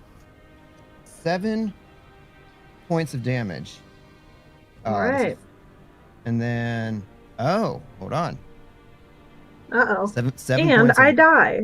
of bludgeoning damage. Okay. And this is 5 points of fire damage.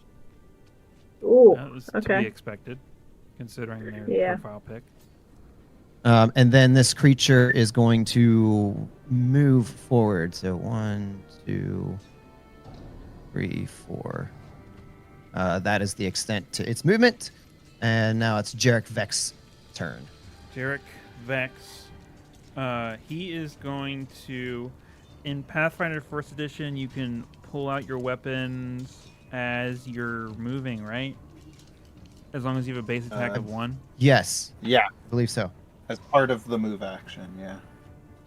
Move 25 feet up, and is going to 2-weapon attack. I have a couple of abilities. Uh-oh. I'm trying to figure out how 2-weapon attacking works. So I have improved 2-weapon. In addition to the standard single extra attack you get with an offhand, you get a second attack with it, albeit at a -5. I'm pretty sure what happens is, as like my attack action,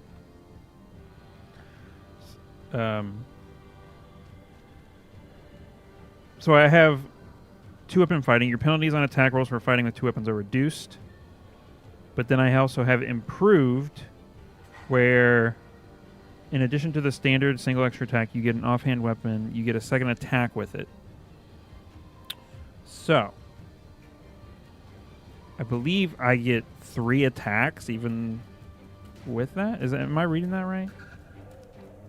I don't know. I can't read what you're reading.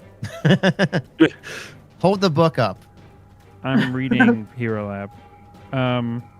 Do I need an ad read while you figure this out? No. Double slice. That's okay. Here we go. Add your strength bonus. Okay. I think what happens is I attack 3 times with these abilities, but I'm not sure. Hold on. All right. I'm just gonna roll and hopefully I hit. This is going to be with plus 11. Ooh, 28. Yep. That is not a crit. Minimum damage of 9 piercing and slashing. 9 piercing and slashing on the one that's been shot, correct? This guy Yes. right here, yeah. Describe Yo Kilo. Oh shit! So yeah, Jarek runs up, right next to Batul, and as he's pulling out these swords up from his back, and then does like a little he goes to swing once, it falls as he's trying to hit the second time, and by the time he hits it with the second time, it's already below him and dead. And it's like because he has nobody else to attack, obviously. It would be twice per attack with it normally. Cool. Gotcha. All right, up next is, that guy's dead. Can I remove him from turn order? How do you do that? That one's dead. So the one from the back, the other creature that you don't know of yet, has its axe up in the air, and it's going to begin to make its way over. 1, 2, 3. It can get just more than half of that's difficult terrain. So I'll say it gets here, and it's also going to throw this same weapon as before. And I'm going to give you, I should have done this before. I'm going to do it now and from here on out. These tables and the garbage heaps, they do provide some cover. So you should get partial cover, Eric. But I'm going to miss with a 2. So he runs up, I think probably runs his foot right into the corner of this garbage heap as he's throwing this axe or this hammer. And it just like sails right over you, hits the floor behind Batul, clanks over, and stops at the feet of Larian. Like just slides right up to your feet. This thing was like, and you can feel the heat from this thing as it gets real close to you. Okay. So now it is the creature up in the loft's turn. I roll to see if it can hear. That's a 19. So even over the chainsaw stuff, he hears something's going on. The chainsawing begins to cease, or ceases. It doesn't begin because that would be weird. And it's going to move over in the direction to kind of see what's going on down here. Immediately sees that some shenanigans are happening and is going to hop down. See what attacks it has here.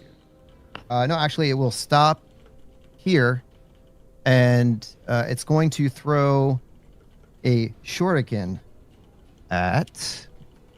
Where that? I'm gonna pick between Larian and Batul because he kind of can barely see Jarek over the pile. Well, I guess he can. All right, so Larian, Batul, or Jarek. It's gonna be Batul. Yep. That's called it. That's pretty much how it works out, right? Yeah. Like, we'll leave it up to random chance. Oh, it's Dez. Yes. Wait, hold on. So from now on, should random chance just always be Dez? Like, just call it out. I mean, basically. So I'm gonna say with the height here being up 10 feet, there's no cover provided by this pile this time. So here comes a shuriken your way. I'm gonna guess that's probably a miss with 13. That is a miss. Okay, so yeah, this shuriken like hits the floor in front of you and like skips through your feet and lands in the pile behind you. Okay. But now this creature is definitely involved in this combat. Larian, it is your action. Okay. I think Larian's going to step around the flaming hammer at his feet so he doesn't catch his robes on fire. And he's going to go upstairs and cast Ray of Frost at this guy here, throwing shurikens down at his party members. So, what do I need to do for this? Oh, that's a bummer. What's a bummer? A standard action equals 1 attack. A full round action equals 4 attacks. For me, Gotcha. it appears. What am I rolling for I think this? Because that's an at-will, so that doesn't have the little... I thought Ray of Frost. Is this like a cantrip? Yes. Yes. I think it's just a D4. If I Okay. remember. What do you? I have your character sheet. You're doing Ray of Frost. Mm-hmm. Did you already? I'm sorry, I was doing other stuff. Did you already attack? No, I just moved up and I was going to cast it. Okay. I think it's a ranged touch attack. D20 against. Yeah, I think it's. Yeah. You missed. Succeed on a ranged touch attack. So it's a ranged attack against their touch AC. Okay. Your ranged attack bonus is +4. So that's a 20. And that's Modified. touch? Yeah, Yep. so that's a hit. Deaths. And it is 1d3 points of cold damage. 1d3. I think there was like a, I don't know if it was homebrew or if it was like an extra book where they had cantrips level up with you. But it's Ooh. base game, no other rule books. It doesn't. It's just 1d3. All right. How do I... What's the type a command in chat for rolling a. I forget it. /R1D3 Thank you. /R space 1D3. Oof. 1. 1 point One. of damage. And so yeah, and you can see the way he reacts to this. Obviously, he does not like this more than most people because he's on fire. So he takes a little bit of extra damage. I wonder. Oh. He might have even taken 2 Nice. points of damage. Yeah. But yeah, you can see like that the flame, like maybe on his shoulder or something, like goes out as this ray of frost hits, and I mean he just recoils, grabbing his shoulder.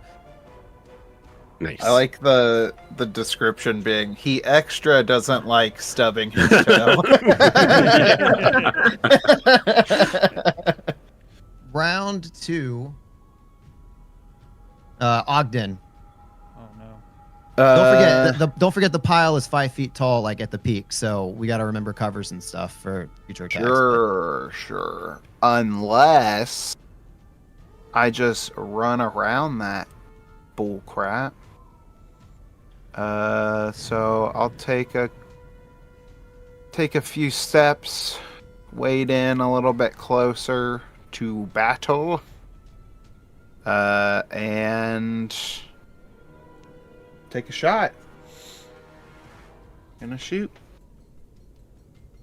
As Ogden gets close to Batul, he's like, might want to plug your ears up on this one. And then he takes a shot at this guy on the other side of the first trash pile. That's an 11 on the die for a 21 in total. That was a hit. Oh hey, the Extra Life Blue Sky account liked our tweet. Hell yeah. Cool. Take that. Take Tell them that. to come here. Tell them to come here and donate to themselves. That's how charity works. That's 12 damage. Wow, man. Forgot how powerful gunslingers are. Bang. Yeah, they're pretty crazy. Got it. Significant hit. More than half damage. And his little dusters flapping around behind him as he's like doing cool action poses. Nice. It is now. Man, I didn't put his name on there. Tigo's turn. Tigo is just analyzing the combat. Fascinating. And it is Batul's turn. Yes. So thankfully, Batul has a lot of earwax, so that gunshot didn't affect her too bad. She steps forward to the guy again that Augie just shot and goes to punch him and hopefully make contact this time. That is an 18 to hit. Crazy. Let me see here. That's crazy. You missed again. I mean, I'm just making sure that you did indeed miss, and you did. Roll higher. That's crazy, though. You Like, did roll a 7 on the die, so I have a Yeah. plus 11, and I've been still missing. what is Yeah, going that's on how with Pathfinder Batul? works. Yep. You gotta get double digits, All bro. right. Batul, what is it? What is going on? Yeah. I mean, maybe it's just the altitude. She tends to be up high, so like this low altitude's throwing her off. Yeah, that could definitely do it. Increased air pressure down below, I guess. Maybe also the fact that you're this enclosed space that is hardly ever served. So the air is a little stale, but yeah, struggling here in the beginning, and now it is the creature's turn that you attacked. Will pull out their warhammer held high and is going to as well double attack here. That's -4 in this, right? If I full attack, it's -4 to the roll. Nope, that's Starfinder. Oh, okay. Oh no, wait. Do you The Do you first have attack is at multiple full. Oh, No, I do not have multi-attack, so never mind. Doesn't matter. So going to swing with the Warhammer. That's going to be 24 to hit. Oh yeah, it will. This is going to be 7 points of Warhammer damage, bludgeoning. And then it's going to be 4 points of fire damage. After he strikes you, he's going to double back around the table and get over here next to his ally. And like as he runs up, they kind of give each other a look, like, you know, just a bit of a resolved look, and then they both raise their axes and look at everybody else. And now it is. I was just gonna say, like, yeah, as soon as like he like basically just not kills her, but like lands a pretty sick blow and takes off, she like is just like enraged and just kind of goes like, you see like veins popping out of her neck and stuff. She's pissed. Oh, maybe that's why he ran away. It's like a fly landing on somebody and like biting and then like, oh god, flying away. Jarek, it is your turn. I'm going to. Oh, I lost my place. Would you allow me to guarded step the caddy corner right there? There's a lot of. Can you guarded step into the Not guarded step. difficult turn? What's it called? 5-foot step in this game. I'm pretty sure you can guarded step into, but not out of. Okay, if that's the case, then we'll go with that. Unless somebody knows differently, that's fine. I'm pretty sure no one knows anything. Okay. I was reading something and wasn't listening. I'm sorry. That's fine. Excellent. Okay, so it is a full round attack because I just took a guarded step. Is going to be. This math is hard. It's going to be plus 11 for the first attack. 22 to hit. Yes. Minimum damage, 9 points of piercing and slashing. Love that. That's minimum damage. And then with my offhand, it will be. Hold on. He's not very good with the swords. He has an offhand. Ah! Ah! I'm doing an ad read. Okay. Goblins in your pantry? Sick, sticky fingered pests? Call Gobbo Begone Pest Control. Our patented traps and bardic shrieking spells send goblins scurrying from Absalom to Sandpoint. No more pilfered pies or chewed boots. Book today. First trap free. Unless they steal it. Gobbo Begone. Because heroes shouldn't babysit vermin. Okay, so a normal attack is going to be. This is going to be with my offhand. So. That is a crit. No. Because I have a keen weapon, baby. I'm going to roll to confirm. It's so keen. Ooh, I may not have confirmed that. 20. That is not confirmed. Alright, normal damage. 2, almost minimum again. 10 points of piercing and slashing. Describe your kill. Oh, shit. So, yeah, he takes this 5-foot step. Right hand on his washboard abs.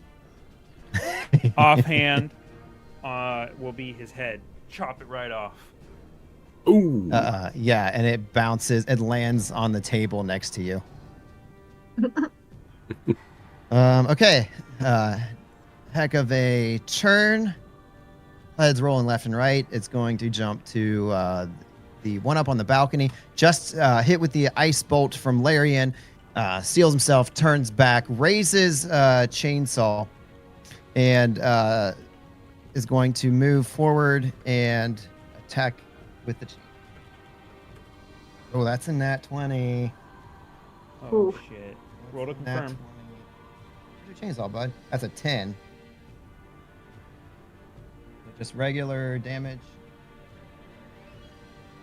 Yep. So that's 10. No, that's 14 points of damage. Chainsaw damage. You ever taken And then- chainsaw damage? Mean anything? I don't know. I guess that's slicing damage plus 1 point of fire damage. Plus 1 point of fire Yeah. damage? Yes. Okay. Because that chainsaw is flaming hot. Hot, hot, hot. Okay. And then it is now Larian's turn to respond. After having just getting hit by this pretty heavy blow from this belching, screaming monstrosity that this enemy's wielding that he's never seen before, Larian's just gonna he's gonna just take a big old swing at him with his quarterstaff. With Buff Wizard. Buff Wizard's not having a good night. That was a natural 1? Oh No. no! Your hands explode. Yeah. Yeah, it was a total of 6.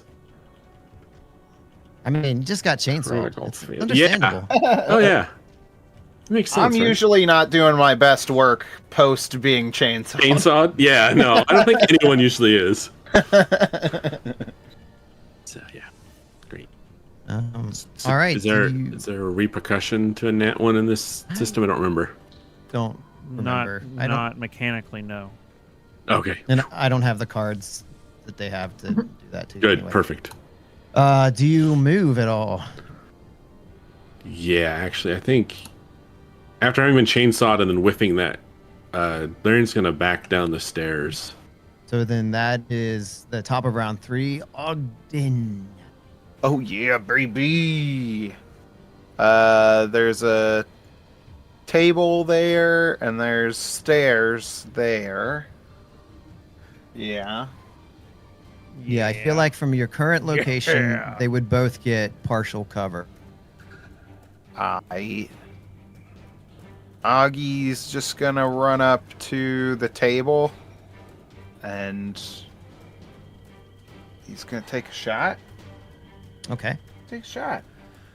Gonna take another shot with his gun. And he doesn't have a cool one-liner this time, and that's okay. He doesn't have to have a cool one-liner every single time he does something. Sometimes you gotta let your action do the talking. Yeah. Exactly. This is an 18, and this is actually against his regular AC. There's a deed that allows you to resolve against touch AC, but you have to spend okay. resources for that. Okay, an 18 is a regular AC is a miss. Okay. Yeah. He stumbles on some trash as he gets up there. Trashy trash. Tigo is gonna actually finally move into the room because why not? Get a better view of what's going on. And you hear like some random beeping sounds, and he bends over and picks up a gear from the trash heap and begins looking at it. It is now Batul's turn. All right. Yeah, she's just seeing like red at this point, but she finally like looks up and sees this guy at the top. So she runs over. I mean, tell me how far I can get, but I'm gonna try and climb the trash heap closest to this platform and then jump up there. So I'm not going So- up the stairs. You're not going upstairs. Okay, so and what's your movement? 30? I have 30 movement. I also have a pretty good climb. I don't know. Okay, so you were 5, 10, 20. 30 would get you here, and then it's a 5-foot jump to get up onto the platform. Okay. So I would like to do that, and that's probably all I can do at this point. But I just kind of like get up there, and I'm like just staring down this other thing, like just with hate in my eyes. Chainsaw boy. Yeah, chainsaw boy. Okay. So running, leap, jump, pretty cool. And now it is the other guy down here on the floor. He is just witnessed his friend die, perhaps a little underaged, is going to. Underaged?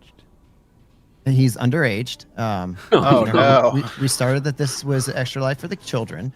Oh no. You know what's going on. Save we're the gonna- children, not destroy them. Oh, I thought that's what Extra Life was about. So, just gonna go ahead and swing with his Warhammer. That is a total of 16 That against. is a miss. Okay, so he swings, and then he swings down, and then he looks up at you, and almost like he's trying to hide it, but you can discern that he's kind of terrified. He just watched his friend die and misses. So he's going to run back away, trying to make his way around to regroup. 5, 15, 20. Makes it to the other side of the table, opposite of Jarek. And that is his turn. It is now Jarek's turn. Wait, do I get an attack of opportunity? Yeah. I do that. That's the thing that I forgot about in first edition. That's a crit. That's a crit. Yeah, Roll to confirm. Yeah, I have 18 crit. That might be a hit. 25. To confirm, that is a hit. Baby, baby. Ooh, baby, baby. Ooh, baby, baby. Holy Albert Chestbreach with the $55 dono? Whoa! Hey! Oh, thank you. Thank you. Thank you, friend. Look at all that blue. We did it. We reached our goal. We blew ourselves. Al blew it. That is 24 points of piercing and slashing damage. Oh man, Jarek's stealing all the candy. Describe your kill. Yeah, he tries to. He sees the fear in this guy's eyes, and he's like, "Now's the time." And as he's running away, right down the back, Ew, jeez. Just pull his spine out. his back Ew. abs. His back. His back abs. And then you wash your sword on your washboard abs. Yeah. Okay, so yeah, you destroy this other creature. At this point, it is now the final foe's turn, and upon seeing this, drops all weapons, drops to their knees, and holds their hands up. And I believe we'll pause there. Yeah. Oh. We'll be back. Oh my All god. right. Oh my. Thanks for hanging out, Oh guys. my. Thank you to everyone who donated. We appreciate Yeah, you. thank you. I guess we're going to have to raise Yeah. our goal. Yep. We will be back. This is going to be, normally we usually take like 15 minutes in between sessions, but since this is a longer stream, we're going to take a little bit of a longer break. So we're going to get some dinner and stuff like that. So we'll be back in like 30 minutes. Sounds good. We're going to let some clips from the podcast play for you, so you don't have nothing to listen to for a little bit, but we'll see you in a bit.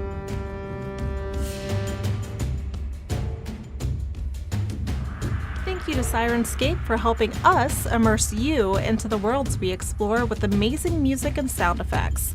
Check them out at Sirenscape.com to add them to your adventures as well.